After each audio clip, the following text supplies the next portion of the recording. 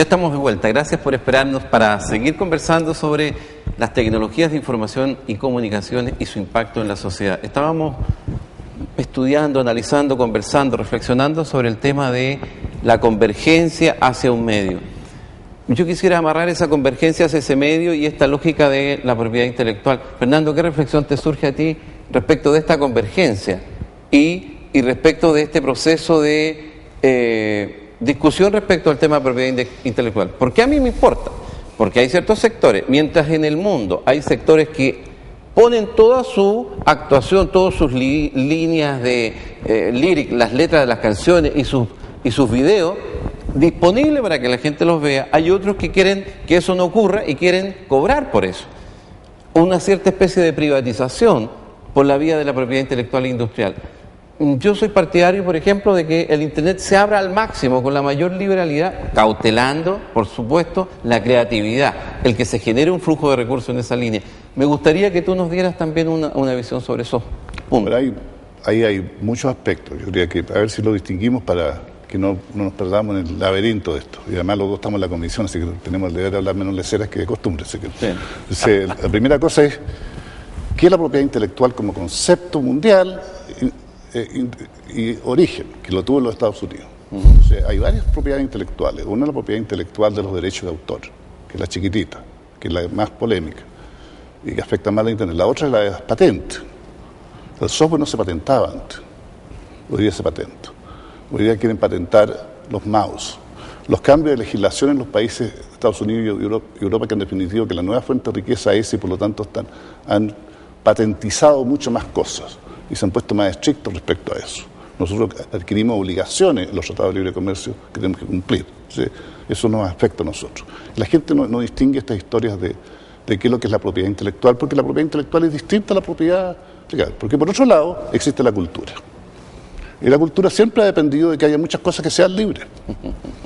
Nosotros no queremos pagar derechos por Gabriela Mistral cuando leemos un poema, pero sí no hay problema que alguna parte de lo que el libro se venda, nosotros le vaya a los herederos de la señora Gabriela Mistral. Y ahí Estados Unidos también ha habido un fenómeno que tiene que ver con la industria de Hollywood, fundamentalmente, que ha ido extendiendo los derechos de propiedad intelectual del copyright, que yo no estoy de acuerdo, pero así ha sido. Partieron con 18 años, que van en los 70 años más después de la muerte del autor. 70 años después de la muerte, entonces, efectivamente. Hay mucha gente en el mundo, entre ellas muchos académicos de las escuelas de leyes de los Estados Unidos, muy famosos, jóvenes, la mayoría, que están en desacuerdo con toda esta tendencia, porque dicen, mira, hay que defender la cultura, tiene que haber propiedad intelectual, pero tiene que haber una cultura libre. Y tiene que haber un manejo de las dos cosas. Entonces la pregunta es cómo se maneja eso. Es una gran pregunta que hay que hacerse.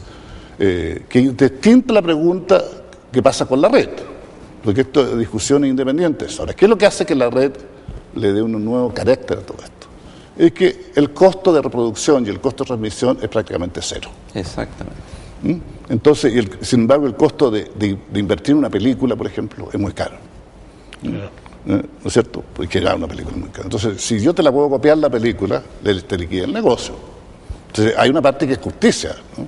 Lo mismo ocurre con... Pero también se puede exagerar, ¿no es cierto? La industria farmacéutica de repente exagera y cobra muy caro porque dice mi tremenda inversión en propiedad intelectual. Entonces, ¿dónde están los balances de estas dos cosas? Y después, dentro de la industria tecnológica también hay dos extremos. Yo diría, está en la industria que se beneficia que la gente use lo más posible la red, y lo cual yo diría Google es el más fantástico de todo, pero no es el único, que nos permite, ¿no es cierto?, tener cosas libres, qué sé yo. Y los otros que dicen, pero yo te invertí en propiedad intelectual, y hay otros que dicen, pero yo soy el dueño de la red y a mí me están pagando muy poquito porque el pago por la internet no justifica toda esta tremenda libertad. Y ellos quieren que se le aplique un impuesto sobre eso. Ahora, respecto a eso, como senador, yo estoy claramente con la idea de que tiene que haber un balance y estoy claramente que no se le cobre a los que están, no se le aplique un impuesto extra. Ahora, ahí se van a ver servicios. Yo creo que van a ver aparecer muchos otros nuevos valores, por ejemplo, la calidad de servicio.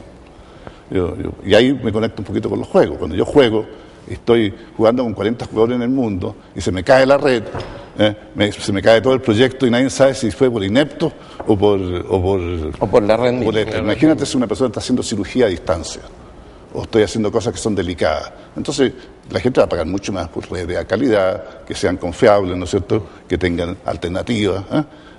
Hoy día estamos en la transición, entonces se plantean muchas estas cosas con gran confusión, y en el Parlamento en general hay mucha demagogia y mucha ignorancia en esta materia, entonces empezamos a hablar en general. Por eso a mí me gustaría que cada uno de estos temas nos dedicáramos un día a preparar un programita sobre ellos bien y vamos dejando una herencia, porque si no, somos más en las altas opiniones. Ahora, la gente que quiere saber bien de esto, estas discusiones se están teniendo en todos los lugares del mundo.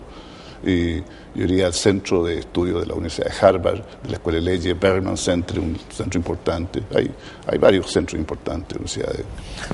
Raúl, un aporte desde el punto de vista de este nuevo valor. A mí, por ejemplo, me sorprende este cambio de lógica. La escasez era lo que generaba que las cosas fueran más caras. Resulta que hoy día es al revés. Mientras mayor abundancia, por ejemplo, de gente que llega a un sitio, resulta que las cosas empiezan a ser más cambia el valor, porque incluso se liberalizan al extremo, porque se pagan de otra manera. El financiamiento, ¿por qué no nos aportas para darle claridad a la gente del punto? El punto. Bueno, yo creo que el fenómeno que ocurre aquí es que se produce de nuevo una democratización amplia, ¿no es cierto?, del uso de recursos, a tal extremo, digamos, que ya el quantum de costo por cada persona, ¿no es cierto?, es mínimo.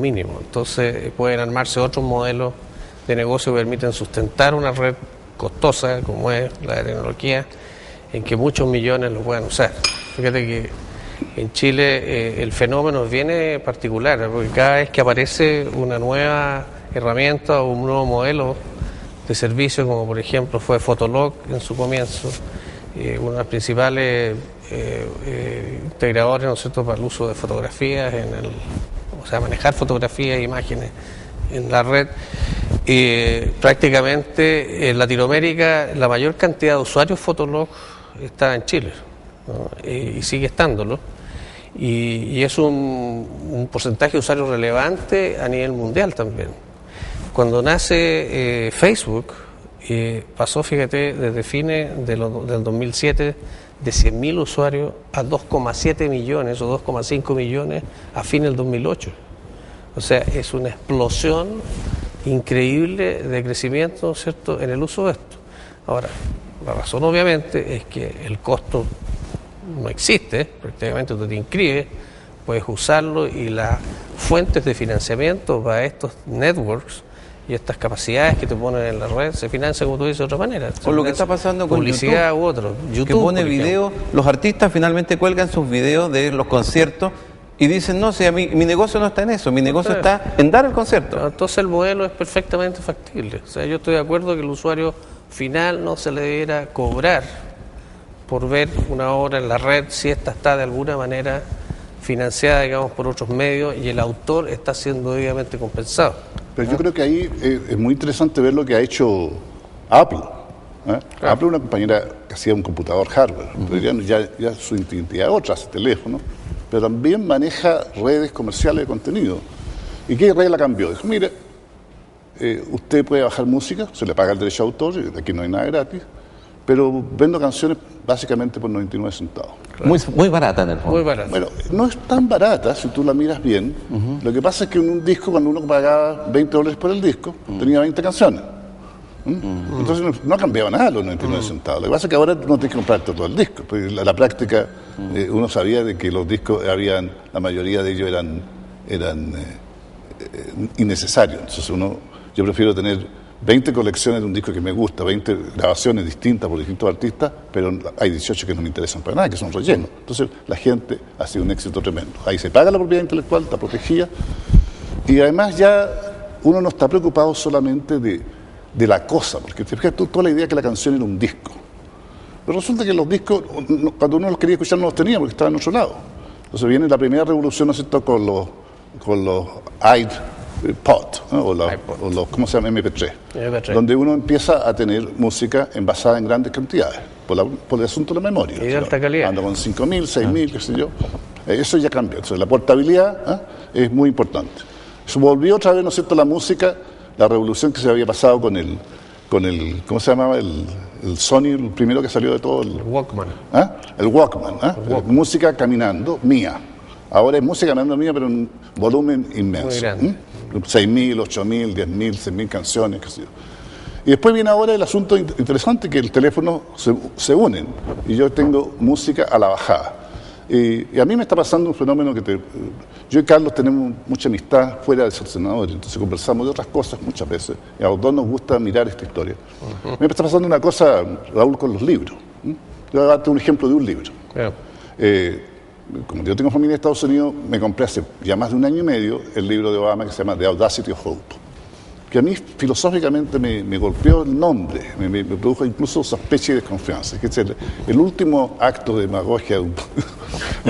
Qué sé yo. Sin embargo, lo leí y lo encontré interesante y me di cuenta que Obama y sus asesores eran de otra calidad normal, porque me di cuenta que era la audacia de la desesperanza, no de la esperanza. Era el desesperado que quiere tener esperanza, que es distinto al tener optimismo, que creo que es muy negativo. Bueno, entonces, a raíz de esto lo compré el libro, pero obviamente que lo dejo en mi casa en Estados Unidos, en la casa de Chile. A la primera semana tú lo andas trayendo, lo subrayas y no pasa esto. Hasta que aparecieron estos libritos, que son el equivalente al iPod pero para libro, hecho por Amazon. Entonces ahora bajé el libro,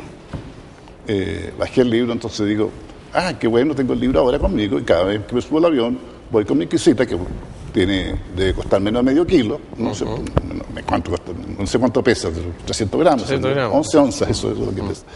Y tengo ya 150 libros ahí, podría poner hasta 6.000. Y si me falta memoria, voy a la tienda, no a ninguna cosa complicada, y le pongo las mismas memorias que se compran para los teléfonos que están en todas partes. Entonces, esa disponibilidad vale más que el libro.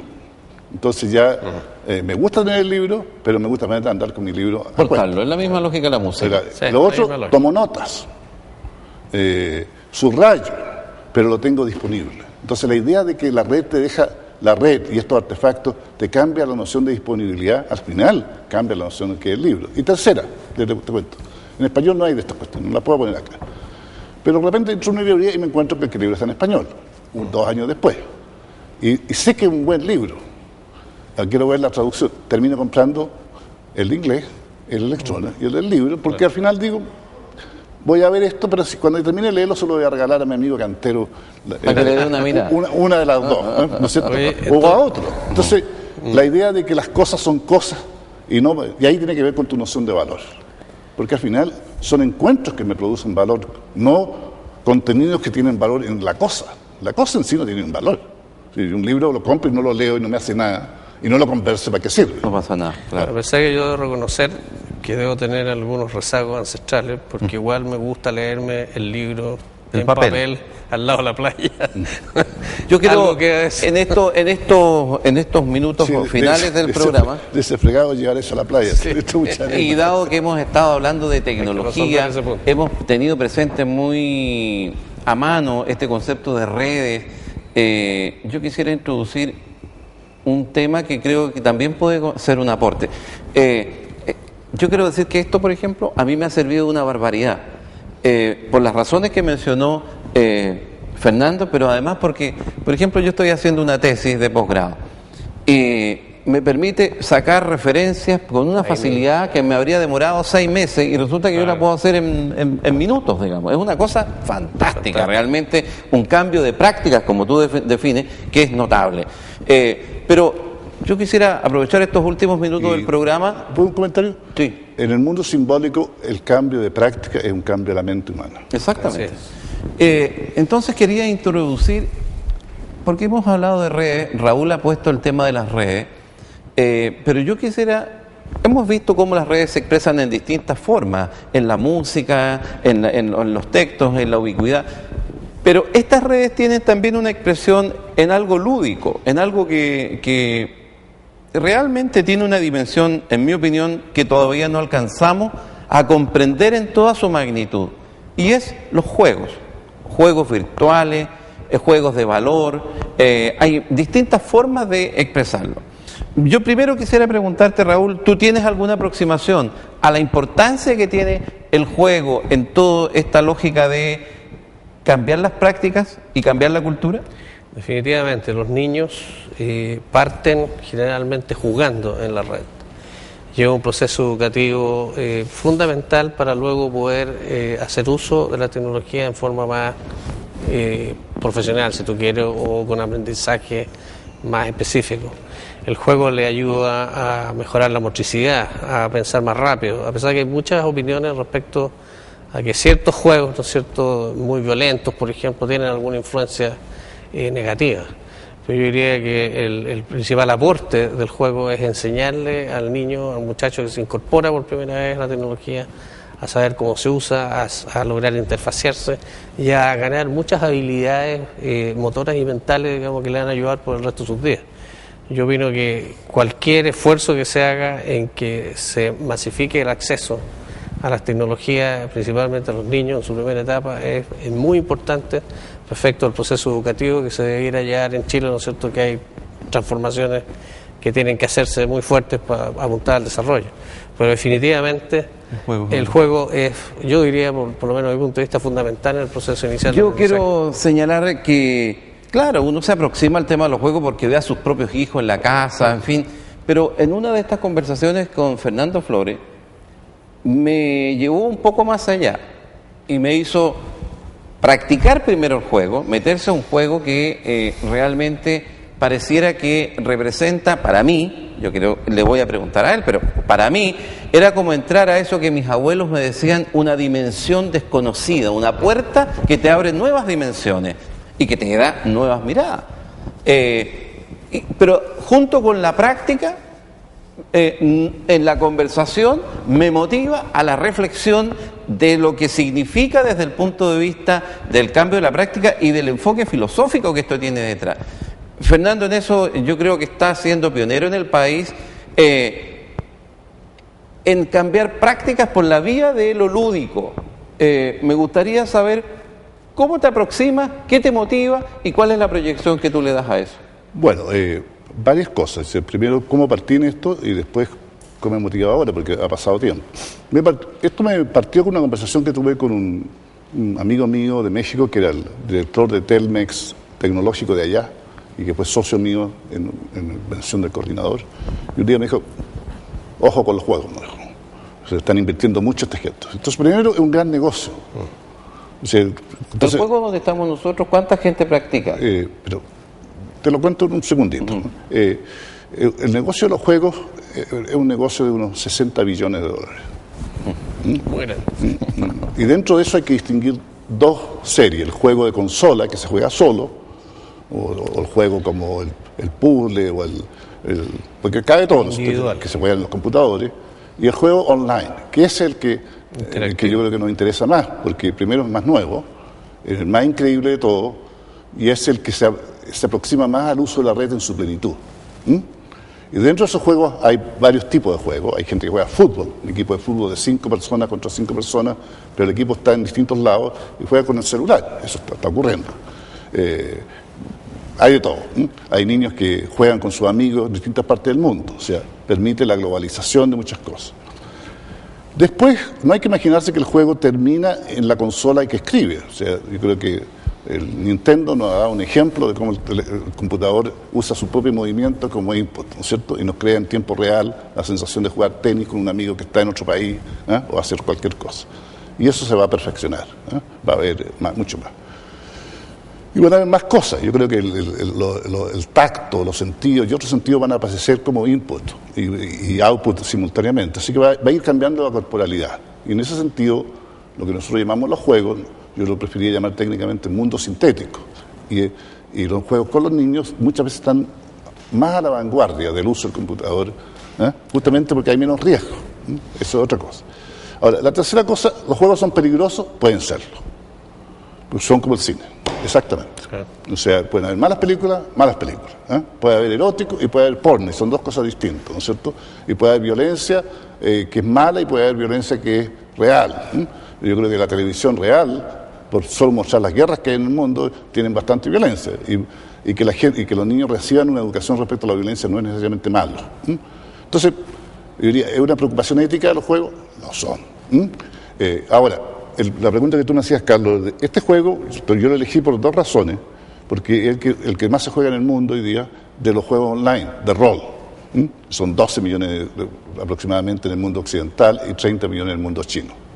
Pero no están conectados a eso. Entonces, que tú puedas meterte a la red y jugar con gente de otros países y crear amistades virtuales que a lo mejor se convierten en algunas reales, es muy interesante. La otra cosa que a mí me parece súper interesante es transgeneracional. Tú estás jugando con niños y vas a tener que pensar que un niño de 8 años tiene una expertise que tú no tienes, y una habilidad que no tiene, y que tú vas a tener que aportarle a él de otra manera, porque él no tiene un pensamiento estratégico.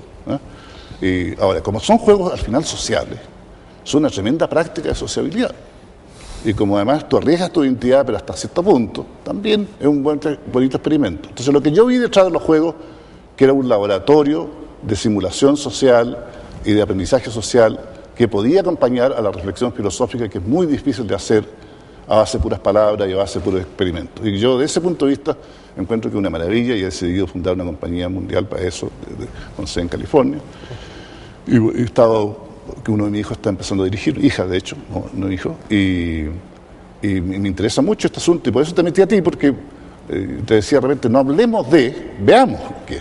A mí me interesaría un juego, un programa especial donde la gente viera las cosas, lo que va pasando y se reflexionara más, porque ahora, no hay mejor amistad que hacer experimentos. Yo estaba haciendo experimentos en el norte, en Arica, en Iquique, en otras partes, pero también en Castro, Chiloé, juego con gente en Inglaterra y Nueva York, y los voy conectando unos con otros, y se va creando una red social.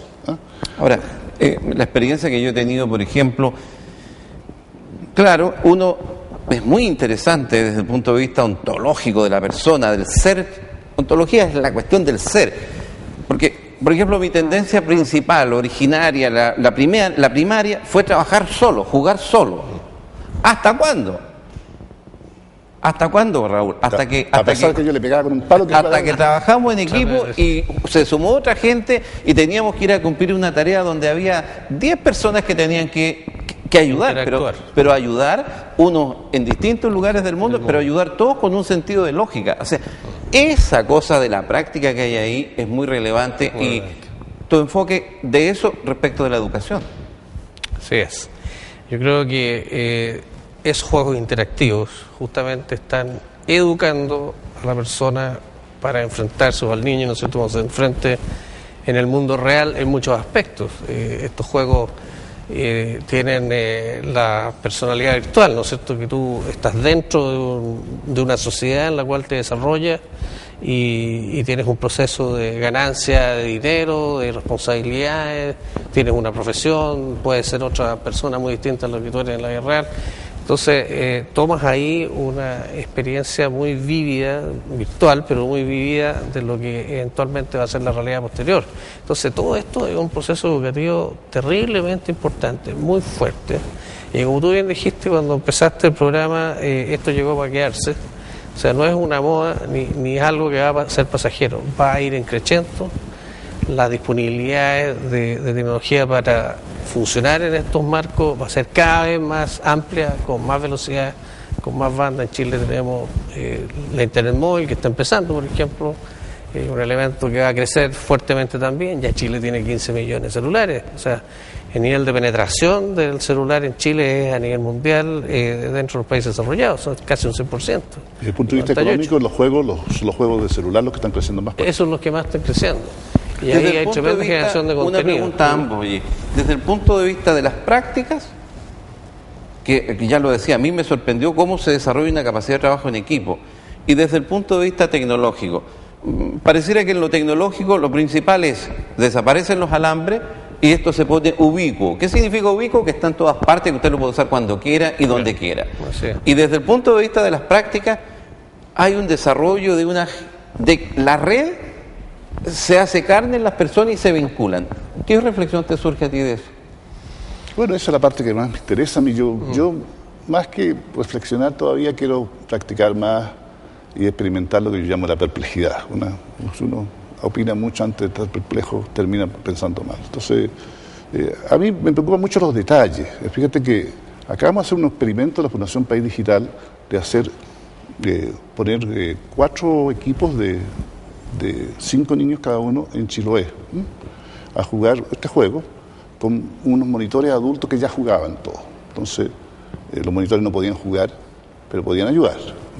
Y eran niños en general, sobre todo uno de ellos eran internados, hijos de pescadores que viven en la isla en torno a Chiloé, que llegan a bajar en bote, que no hay ninguna cosa, y que pasan los fines de semana en estos lugares, y donde los computadores eran dos.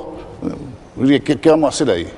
Y yo diría que no ganó el premio del concurso, y eso va a aprender algo, porque ganó el que era más de mejor clase social, pero tenía que ver con los criterios que nosotros les dimos, no con lo que ganó. Yo digo que ganó más el otro. ¿Y por qué digo que ganó más que el otro? Porque ahí había un niño con muy baja autoestima, con muchos problemas, que no es el caso de señalar, y se transformó en el líder de su equipo y el líder de todo el sistema al final. Ahora sentimos toda la gente que estuvimos envueltos en eso, que tenemos que darle una beca y un computador para el resto de su vida y ver cómo va a ser, porque le abrimos un mundo. Es como haberle dado una llave de agua a alguien que no tenía nunca cañería y se sacaba con balde y después se la vamos a quitar. No puede ser eso. Entonces, es extraordinario. Ahora, yo voy a escribir un libro sobre esta materia que tú me estás diciendo, así que hay mucho que hablar para sacarlo, así que tengo que hacerte subir de más nivel en el juego para que sigamos hablando de eso. Desgraciadamente, en televisión el tiempo corre a una velocidad sorprendente, especialmente cuando la conversación es grata y es agradable. Además, cuando genera esta capacidad de imaginar y de mirar mundos futuros que en realidad están en el presente, gestándose, algunos ya consolidándose. Agradezco a Fernando, agradezco a Raúl. Muchas gracias. Y si usted siente que se hizo corto el programa, es porque resultó atractivo y ese es nuestro objetivo. Los esperamos en un próximo programa. Hasta pronto. Gracias por la invitación. Gracias por la invitación, Carlos, muy amable.